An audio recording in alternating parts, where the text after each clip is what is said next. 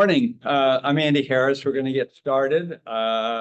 We had a few technical difficulties, but we've got some brilliant heads here, including Tom's, and we're back in action. So it's my pleasure to introduce Dima Yaramenko. Had the pleasure of meeting Dima about a year ago. And this happens to be World Communion Sunday. It's a great time to talk about what's happening in the Ukraine. Dima was born in Kiev, Ukraine in 1971. He became a TV journalist and producer of Christian video programs in the Crimea and in Kiev. He moved to Portland in 2002 to attend graduate school at PSU and the Northwest Film School. And he became a citizen of the United States. He has dual citizenship in 2013. Dima is the owner of video production and web development company called Living Light Productions in Vancouver, Washington. He is married and his wife is with us, and they have 3 children. So throughout his time in America, Dima has remained in close contact with family and friends back in Ukraine, including after Russia's invasion of his homeland on February 24th, 2022. It's been over 3.5 years that war has been going on. He and other Ukrainian expatriates hold an hour-long rally on the bridge over I-5 over the Columbia River. And they 205, sorry. And they do this on Saturdays for an hour, often having an attendance of about 15 to 20 people. So it's a great pleasure to welcome Dima here. The title of his talk is Ukraine at War, What It Means for All of Us. Dima.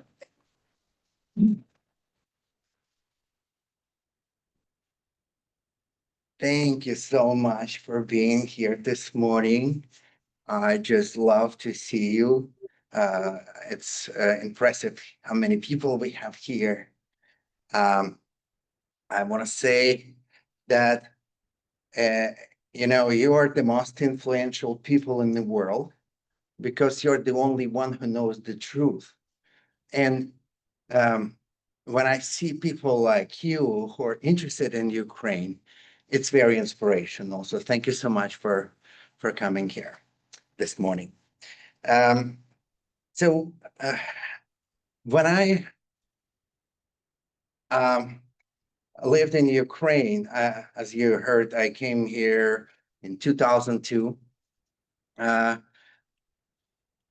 never thought that war is something that I'll have to experience in my life, because we knew that, the war is something from the past. Yeah, we heard that wars happen here and there, but I mean, it's always been like that. But the big war, you never expect something like this. And the war cannot come as something that you're planning on to see in your future, in your life. It is always shocking. It's out of nowhere. And we thought in a very, very safe place. We thought that we are the safest place in the world because we had so-called Budapest Memorandum. You probably heard about it. This is a document that was signed by the United States, Russia, and Ukraine, and Great Britain. Later, Germany and France joined that document. Basically, what it said that it was the deal. Ukraine is giving nuclear weapons to Russia. Instead, we have that promise that these countries will take care of our territorial integrity. So we thought, oh, so good. We don't need army. We don't need anything. The whole world is taking care of our peace. What a deal. You live like in Switzerland, like you're not obligated to help anybody, but everybody obligated to help you. You don't do anything about it. But when the war started, and it started in 1914, it was shocking. And I was thinking that, okay, now Ukraine will get help from all around the world because it's so unjust, so like unprovoked, so unreasonable, and nothing happened. The United States expressed concern, and we get some blankets from the United States. That was absolutely surprising and shocking. I will start with my presentation. Hopefully it will work. You already knew that in 2013, my wife and I became the citizens of the United States. So now I can talk to you and say, my fellow Americans, what a feeling. But I want to show you another picture. This is the moment when Budapest Memorandum was signed. 1994, Boris Yeltsin, Russia, Bill Clinton, the United States, and our first President Kuchma, who signed this memorandum. After that, Bill Clinton had a speech in Kiev, and I found a little clip. I want to play it to you. It's a very short one, but it was very encouraging to hear this message from the President of the United States. And thanks to your vision and that of Ukrainian Parliament, you are removing the threat of nuclear weapons and laying the groundwork for an era of peace with your neighbors. I salute the courage you have shown. America will stand with you to support your independence, your territorial integrity, and your reforms. We are bound together by a dedication. The rest is not important, but these messages were so peaceful, so encouraging, and we thought we don't have to take care of anything except like enjoying life. So what happened later, we know in 2022 in February, we got a full-scale invasion of Russia. And the question is, why did the war start? This is very important to understand, and we know that there are different opinions about it, why it happened. We know that there is a Russian version of it. There is a Ukrainian version of it. So when we speak about Russia, it's propaganda. These days, it's very easy to do. So basically, there are two messages. First is that it's because of NATO. Russia is saying on their television that they are fighting with NATO. They lost more than a million people in the war with NATO, and NATO still did not come. Why is it important to raise right now? Because this propaganda works in the US as well. There are some people who say, oh, it's our fault. We promised not to extend NATO. And that's why we provoked Putin to do this war. Well, first of all, this is not true. Nobody ever promised something like this to Russia. If somebody would promise, it would be written somewhere, but there's no document. There is no video to prove that. There is no audio to prove. It's just rumors. We promised. Nobody ever promised. In fact, NATO is not growing by itself. It's the countries who want to join NATO. They're pushing NATO, lobbying, and try to get into the organization. Ukraine is trying hard, doesn't work for us. So it's not NATO that is growing, it's the countries who want to join. What is important to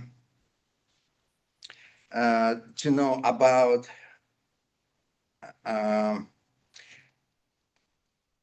I'm not sure which slide the next I have. Yes.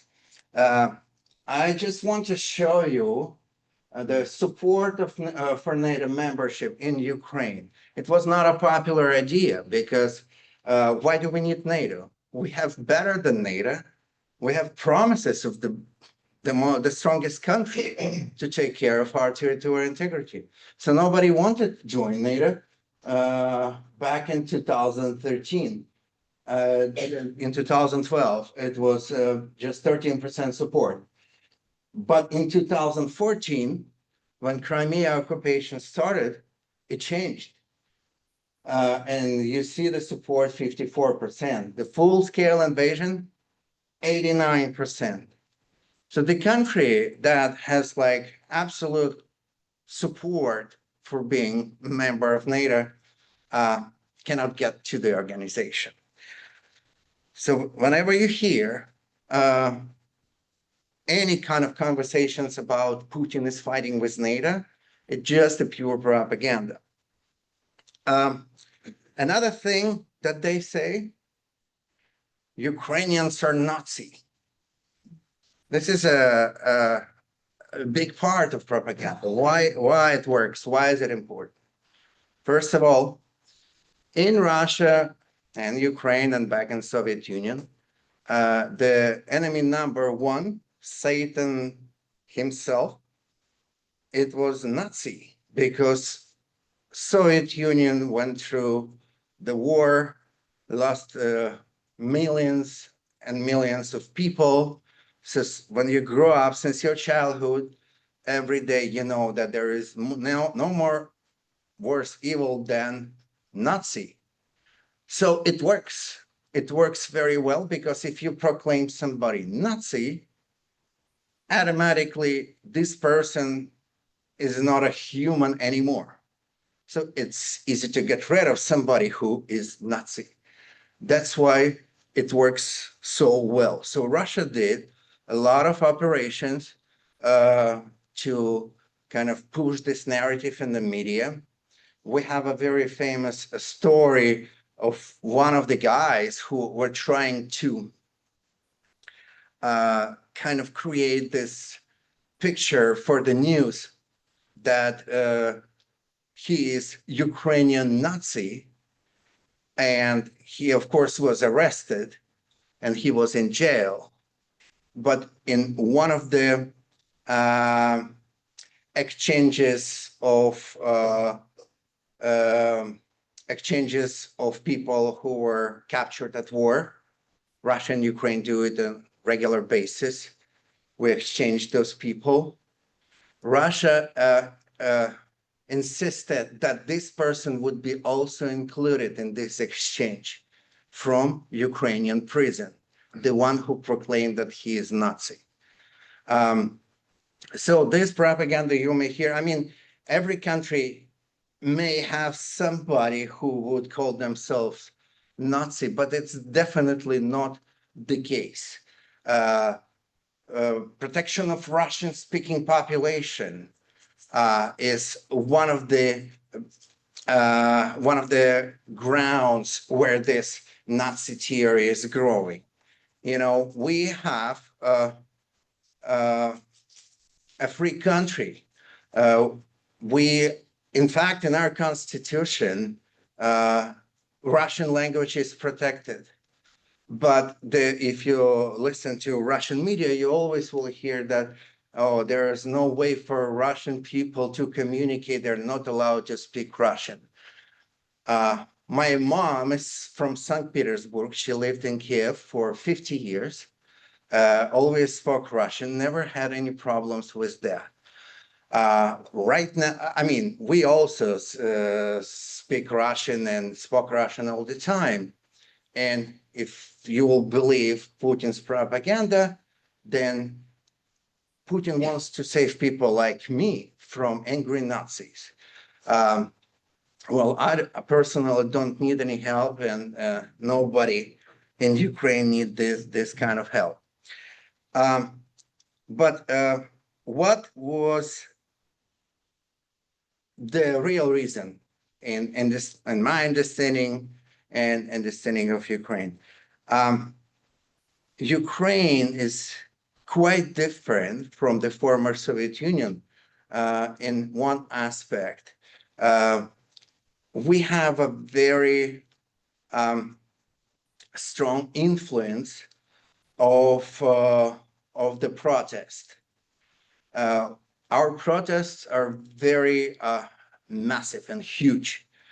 So I'm sure you heard about Maidan. It's Ukrainian word square.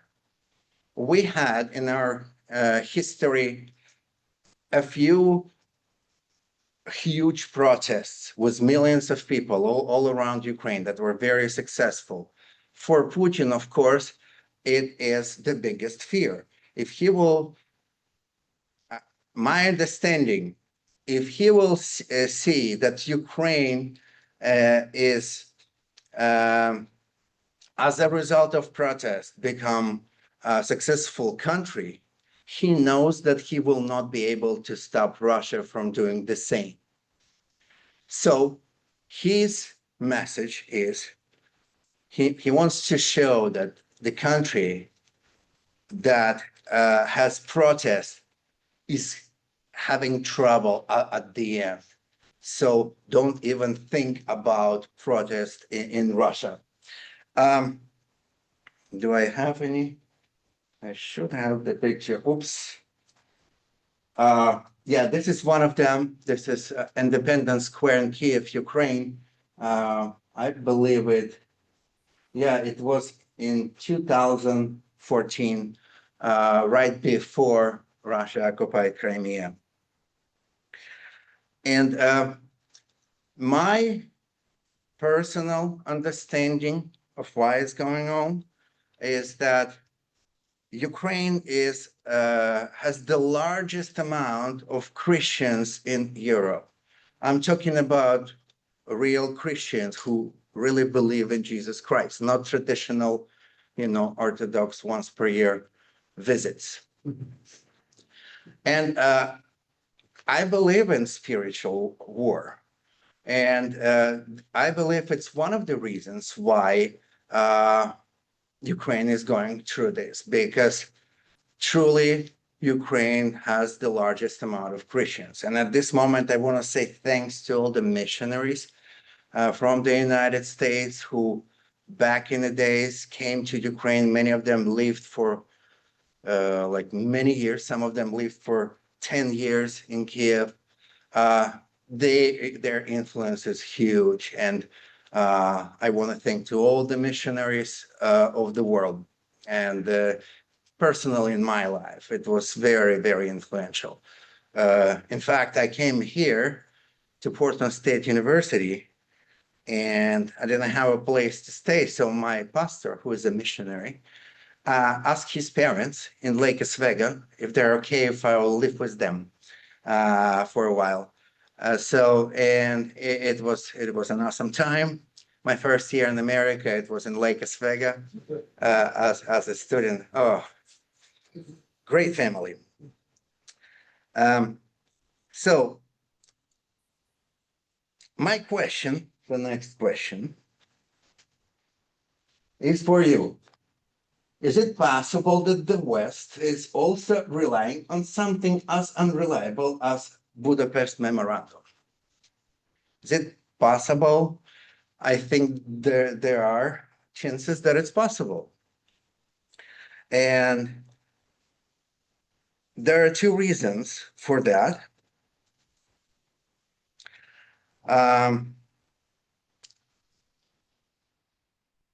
Because the world is changing and it's changing so fast. And I want to talk about a few things. The first is what changed is the social network revolution. Right now, anybody who has a phone, and everybody has a phone, is a journalist. You can do a live stream from anywhere, talk about any event, say whatever you want. And never happened before. So the world is, fundamentally changed. And it led Russia to manipulate a lot. America changed after the social media revolution. I remember America when I came in 2002, completely different from what I see right now. People are so divided. I remember the first debate between Obama and John McCain. It happened in Saddleback Church in California. That was their first debate. I was watching, and it was a pleasure. I mean, how much respect they had to each other, how much, you feel like in the most advanced society, because people have different opinions with full respect to one another. We don't have that anymore. In fact, we have right now, we have a new generation of Americans who have never seen this culture of being disagree and respecting one another. For them, what we have right now, this language of hate, this separation, that's all they know. They just don't know that it could be different.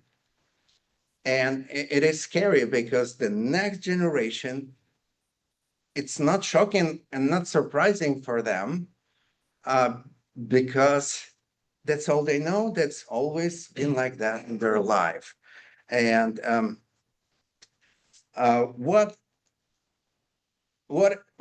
how this was possible? Because I want to show you this building. This is in St. Petersburg. It's Olgina region.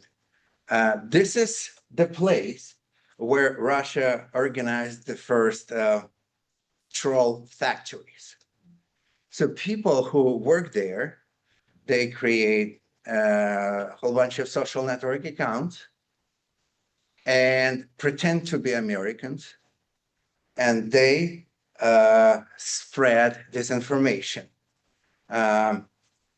Many people who used to work there shared everything they do and how they do it. There was a situation, very famous moment, when basically they created two popular accounts on Twitter. One is very radical right, one is very radical left. And they pretended that they're arguing with one another online. They become so popular. They become so popular. So at some moment, Mike Pence shared one of those trolls on his Twitter, I agree with that dude. I don't know who he is, but and it was funny because Twitter then investigated and they found that it was these two radical accounts. They're both from the same place. In fact, Elon Musk recently also shared after, he's an owner of Twitter, X. He recently posted one of the Russian trolls. Didn't know. He was too emotional. I have a friend who is a police officer here. He told me at some point, he said, when people are angry, they 100% sure that they 100% right. You cannot change anything about it. So when you spread an information that appeals to your emotions, you are always the winner because people stop thinking when they're angry. They already know everything about everything. So yeah, Elon Musk did kind of the same thing recently. So I think one of the things that we can do as Americans to help Ukraine is to take care of America and think about unity of the country, because this is the idea for the country to be united. So that's why the unity is under attack. And I even can quote recently, I heard because of the what happened with Charlie Kirk, I started watching his videos, and he had a statement that I actually really like. He said, like, the moment we stop talking with people we disagree with, that's what opens the door for violence. And this is important for us to continue to talk with people we disagree with. This is the America that I know from the beginning, and this is what I think we need to continue to do. And the second thing, that the war model, the way wars are fought has fundamentally changed. What changed? Right now, I mean, every war creates new technology and new weapons. So right now, Ukraine fights with very, very cheap drones. And there is no such tank that cannot be destroyed with $400 drone. And that what changed everything. Russia did not expect it. Nobody planned for that. So Russia lost most of their tanks. They're basically the only thing that is still works beside drones are the missiles. But other things, basically nothing works. And if you remember, Ukraine had a very successful operation called Spiderweb, when Ukrainian drones attacked Russian strategic aviation. That was shocking for the whole world. Tens of millions of dollars aircrafts that Russia cannot rebuild. It's just left from the Soviet Union, were destroyed. So the wars that we knew in the past, they don't exist anymore. And right now, Ukraine, and I would say Russia too, are two the strongest armies in the world. Yes, Ukraine doesn't have a lot of money, and we survived because of the help from the West. But that's what changed. That's what changed. And I see that I had to stop talking 5 minutes ago and start answering your questions. So I will skip some parts.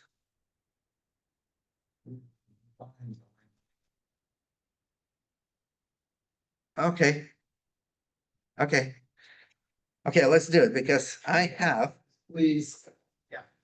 Yeah, I will skip some parts.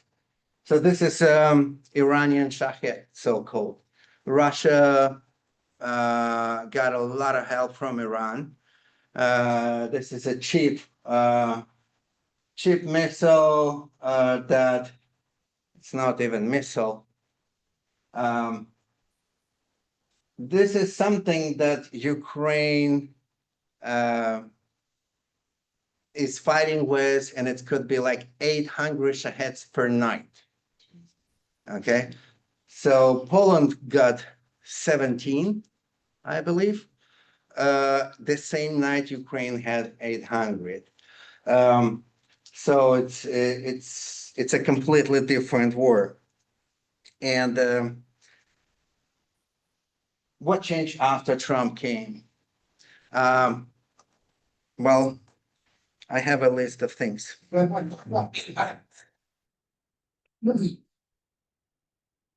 I'll stop this war in 24 hours. If I were president, this war would never happen. Zelensky dictator, we need new presidential elections in Ukraine. In fact, it's illegal in Ukraine to do election during the war. It's a constitutional thing. As long as the war is going on, elections are not allowed. That's why Winston Churchill spent 10 years as a prime minister during World War II. Next, Zelensky had to think before he started the war with someone who's 10 times stronger. Where this statement came from, I don't know. We gave Zelensky $300 billion. They have to pay it back. This number absolutely from nowhere. It never happened. They're just like two kids fighting on the playground. Sometimes you need to let them fight for a little bit. Okay. The war is happening because these two guys, they simply hate each other. They just hate each other. It's not my war, it's Biden's war. And then finally, Trump said, okay, I'm giving him 2 weeks. So I created in Photoshop this thing, make America wait 2 weeks. Because it was 2 weeks, another 2 weeks, another 2 weeks. Then it was like a month or so, then another month. Then Trump come up with a brilliant idea. He asked Ukraine to sign a deal with rare minerals in Ukraine. And his argument was that if American businesses are going to be in Ukraine, Russia is not going to attack it. Ukraine signed the deal. And as a result, this is a Flex American business on the western part of Ukraine. And right after, it was attacked. So it was a demonstration of how American businesses in Ukraine are basically security guarantee of what Trump said. And this is another horrible story because the United States cooperating with Russia on the level of deporting political prisoners to Russia. So this is a famous case of Leonid Malokhin. He took his selfie on the Mexican border before he crossed the border. He is one of the political activists in Russia, was working with Alexei Navalny, if you heard, who was killed in a Russian prison. So he crossed the border, was arrested right away. And then in a few weeks, he had a first hearing and he was deported. He was deported through Egypt. So he was not the only one. There was like about 30 people. The United States has a deal with the Egypt. So they arrived to Egypt, moved from one plane to another, and delivered to Moscow. And of course, they were all arrested right there. So this unbelievable, the level of cooperation on the people who are Russian political refugees. this is also something that changed. And okay, I have a list of things. Then North Korea openly joined Russia. So Ukraine is not only fighting with Russia as well as North Korea. The missiles and drone launches from Russia increased dramatically, like 2 times at least.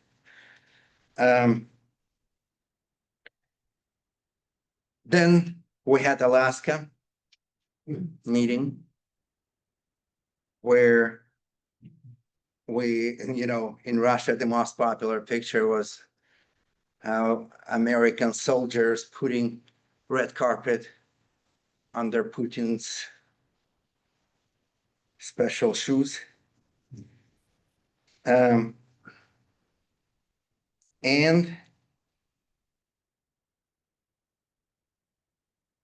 finally, September 23, Trump said, oh, it's a paper tiger. Ukraine can win this war. Ukraine can get their territories back. And who knows, maybe they will go farther, which was shocking for Russia to hear. In general, people in Ukraine believe that during the Biden administration, the US, Biden, did not let Ukraine to lose the war and also did not let Ukraine to win the war. Trump, on the other hand, it's a 50-50 chance. It could be either very bad or very good, and nobody, including Trump, knows about it because it depends on, which day it is. Maybe the weather is bad and he's thinking one direction, then in the other direction. So very, very unreliable.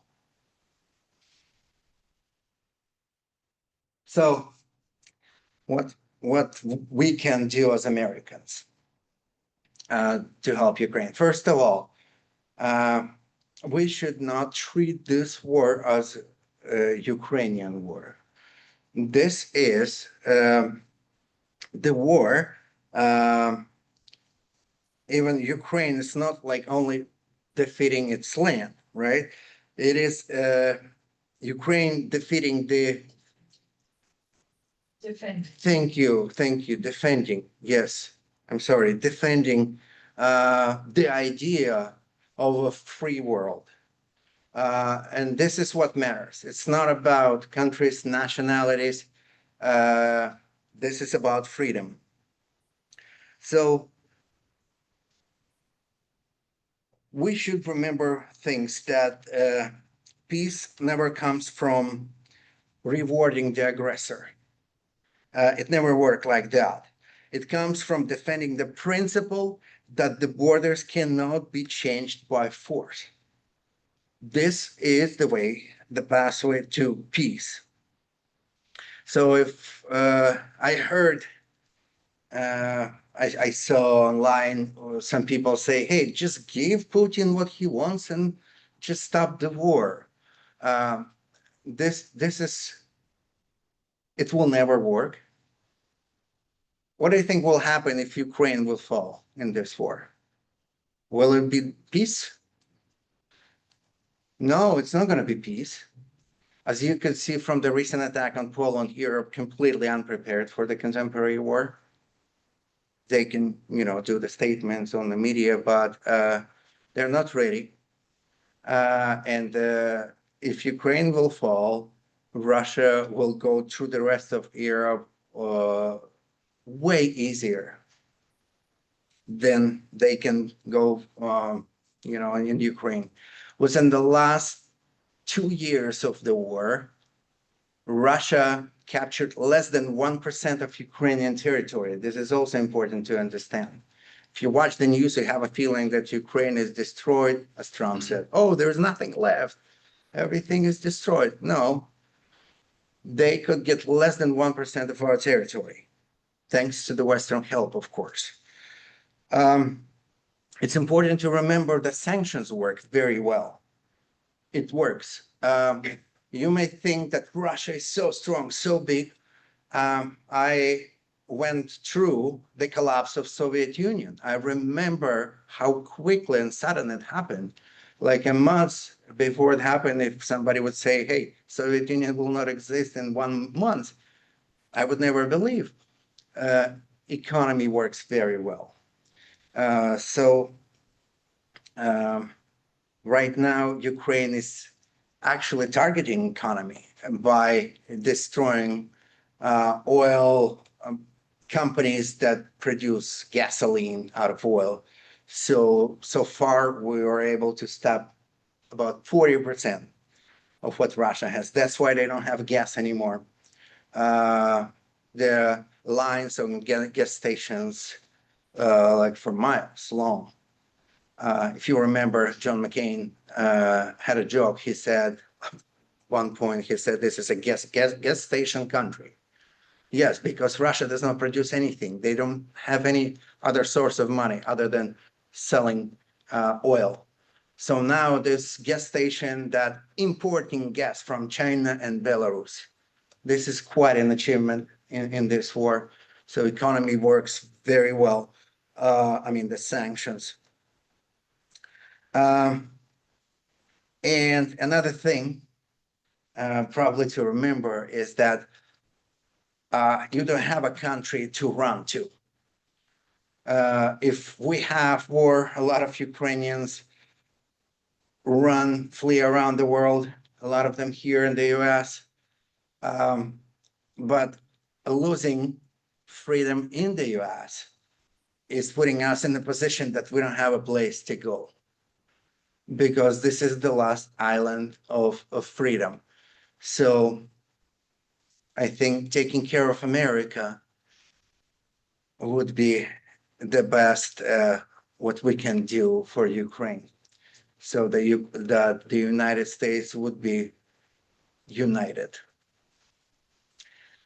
Well, thank you very much. This is a short version of what I was planning to say. So I will be happy to answer your questions. I think like we still have a few minutes for questions and answers, right? Yeah. So do you think Trump's, I'll say, unhelpful attitude to Ukraine is related to his first impeachment, where he withheld funds from Ukraine? Yeah, that was by Congress. That was funny. I don't know anything about Trump. Nobody knows, including him. You know, you never know where it came from. Why is it important? Where did he get this information? Yes, as a person, I know he is very like remember all the people who did something bad for him.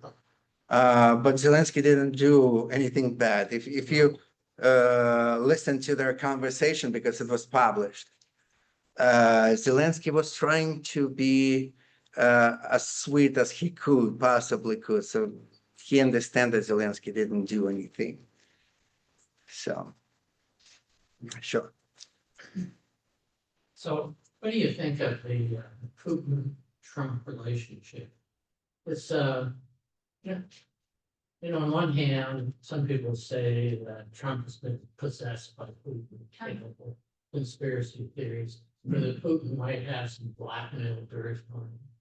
Because clearly the polls here show that, Putin is, Satan. So why he would continue that relationship was just beyond. Well, Red carpet and,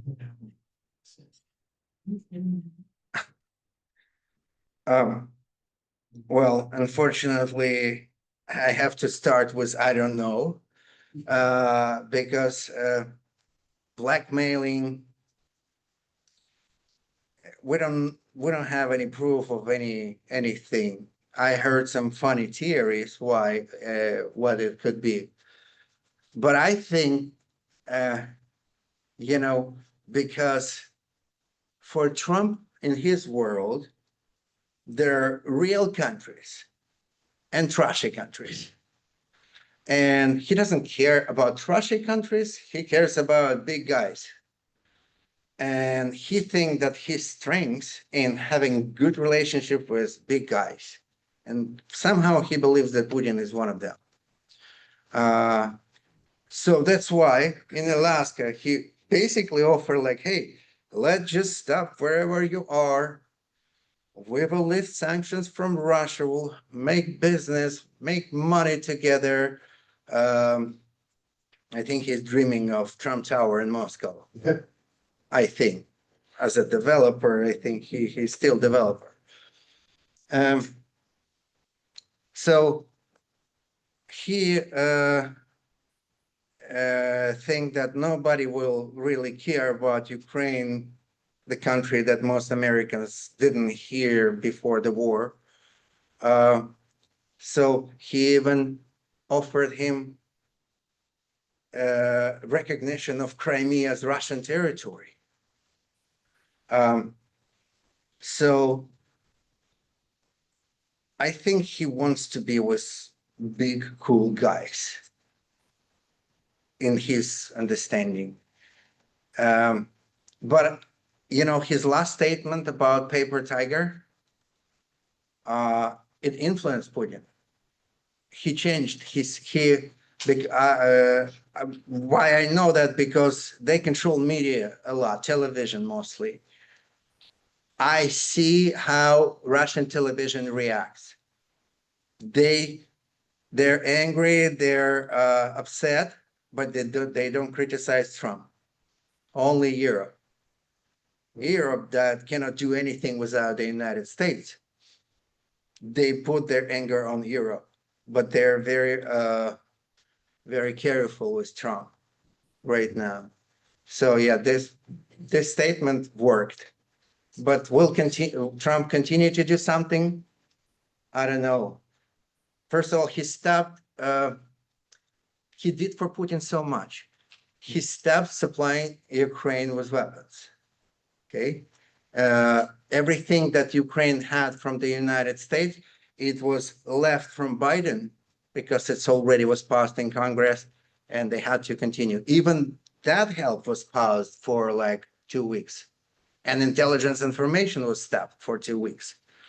So now the United States is selling weapons to European countries, and the EU gives it to Ukraine. So as an American, I don't feel good understanding that now we make money on Ukrainian war, but it's the fact. So I think he offered Putin a lot, and this is the moment when Trump understands that it was not appreciated at all. Maybe it will change him. We need to have a hope for the future somehow. Maybe, who knows? If Trump will do something good, I will always say that it's good. But I just don't see a lot of reason to say that. We'll see. Would you say that the root of Ukrainian invasion goes back to the fact that nobody stood up to Russia when they took over Crimea? What should the response of the West have been? Great question.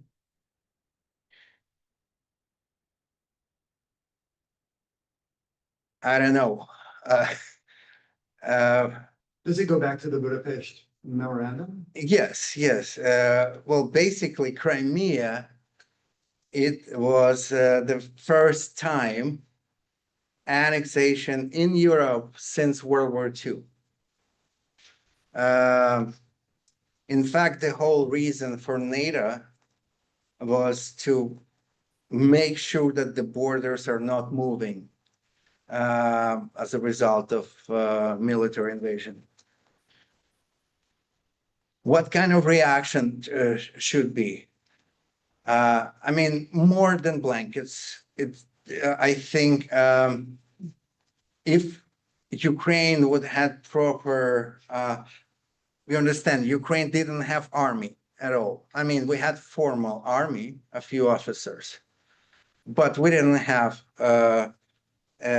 anything for the army. The first people who were fighting with these Russian tanks, they like had sneakers and sweatpants, you know, fighting with tanks. Those heroes who died in the beginning, they basically were fighting with their like bodies. So if the United States and Europe would, more aggressively help Ukraine, maybe Putin would not move forward. Why Russia was celebrating? Because a lot of people in Russia were happy. Oh, we got Crimea. And Putin noticed that how popular he's become right away after he captured Crimea. He thought, oh, that's the way to go. If I want to continue to be popular, I need to continue to grab the land. We're the empire, we need to grow. The number one word that I don't like since the beginning of the war is the word escalation. Don't escalate the situation. Don't make Putin angry. He knows that, and he's doing everything to spread this idea as much as possible. Oh, this is a nuclear country. Oh, he's crazy. He can start using nuclear weapons. We have to be careful. Maybe we need to ask Ukraine to give up just for our safety. No. The only way to stop an aggressor is by force. And this is what the United States had to do. Sure. I'm curious, like the period of time growing up, and I appreciate you've been mostly in the United States the last few years, but it's how and I'm asking a question about what 50 million people, but the range of distinctiveness different people, Ukrainians felt, the level of distinctiveness different people felt from Russia, of how different am I as a Ukrainian from a Russian, and how that felt when the time you were growing up, and then what your understanding of it is now, once the war began. That's a good question. Back in the days, a lot of people didn't care. Russian, Ukrainian, many people from Ukraine here in America were saying that they are Russians. Right now, the definition changed. No matter of your nationality, if you stay with Ukraine, you are Ukrainian. There are some people, ethnically Ukrainian, who live in Russia and support the war. There are lots of Russians who are fighting on Ukrainian side and giving their lives for freedom of Ukraine. For me, Ukraine is a political nation. We have a lot of people, different nationalities fighting for Ukraine. Politically, they are Ukrainians for me. In fact, my mom is from St. Petersburg. My dad is from Kiev. I'm like half Russian, half Ukrainian, but I'm 100% Ukrainian as my identity of who I am. You can be any nationality. So right now, I started speaking Ukrainian. When my wife and I visited Paris, we decided that we will only speak Ukrainian for this entire week, because when you walk in Paris and you hear somebody speaking Russian, you don't know, are they Ukrainians or Russians? So to be clear, we spoke Ukrainian. And it was hard for me. I thought it's hard. Always been hard to start speaking Ukrainian. But when the war started, it started easy for me. Is the language quite different from Russian? Yes, it is different. It's like difference between Ukrainian and Polish. There are like a lot of words sound the same, but I would say about a half sound different. I'd like to ask you a question about something you said early on, and that is that social media has made us all journalists, so Mhm. we can put information out, we can all get information in. I used to believe in something called the marketplace of ideas, and that is that if people had access to all the information, they'd make a wise decision. But it seems like in the United States, this has just led to polarization and lack of understanding. Do you have any ideas about that? No, what, I don't know what's going on. You reminded me myself when I first discovered internet. It was like 1994, I think. I thought, wow, what a like amazing tool, because we lived in Soviet Union with this propaganda, closed society. You cannot travel anywhere. You have to glorify the Communist Party, and if you are not glorifying enough, you're risking. And I thought, just as long as people have an access to the truth, everybody will know the truth, and their propaganda will not work. And I was so wrong, because I thought people are looking for the truth. In fact, people are not looking for the truth. They're looking for the things that will support their beliefs. And this is the nature. So even though the truth is available, but it's not popular. So that's why that's why it's happening. So it's very disappointing. I agree. I agree. So people are really looking for confirmation. It's a confirmation bias and learn about Yeah, yeah, in psychology. yes. Yeah. Right now, I mean, I can teach you within 1 minute how to spread propaganda. As I said, you create a group of people. If you have money, you pay salary, they will do whatever you want.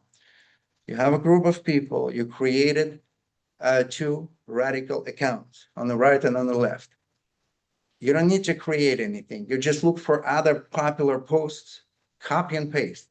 Nobody cares about copyright when, in propaganda. Copy and paste. You see that it was popular somewhere else, it's going to be popular on your channel as well. And you just promote these two channels, and then you start fighting with one another. Then you connect all these people who are going to the comment sections and create these conflicts more and more. Sometimes, you see the social network and you see something and you understand that you're like in hell. People are so explicitly hate each other, and that's the moment where discussion is not possible. So yeah, we live we see this. We see the things that we have never seen before. The amount of hate online is way more than humanity ever witnessed. So, and it's open sources. Last question. I'm just curious if there's a significantly large Ukrainian population here. How we can, I would like to get to know. Ukrainian population here, I think we have more Ukrainians than Russians here. And it's debatable, but I heard it's like more than 100,000 people here. In the United States. In Portland, in Portland metro area. Wow. A lot of them are Vancouver. Get together. These are different communities, a lot of churches from the previous wave of immigration. We have Ukrainian festival every summer on Independence Day, August 24th. And and also there are some other communities that I'm not connected in anyway, because we have, when the war started, I was very impressed how many people gathered in Portland, how many Ukrainians. I was not aware that we have so many Ukrainians. But it is, yeah, around 100. I can tell you this, I do the wedding entertainment in Ukrainian weddings, okay? It's like You're- my weekend project. So I did it for many, many years. I think it's around 700 weddings in my archive. So I was always surprised that, I mean, I'm always for years and years on the weddings. And almost always I go to the wedding and it's new people that never seen me before. So it's a lot of people. Well, Dima. Thank you. very much. Good to hear from somebody who's both an American and a Ukrainian. Yeah, yeah, thank you. Thank you. Again, I love you. You're the best people in the world. And remember that you are the most influential people. This is true. Your opinion is you are the only hope for this world, okay? God bless you. Thank you. Thank you.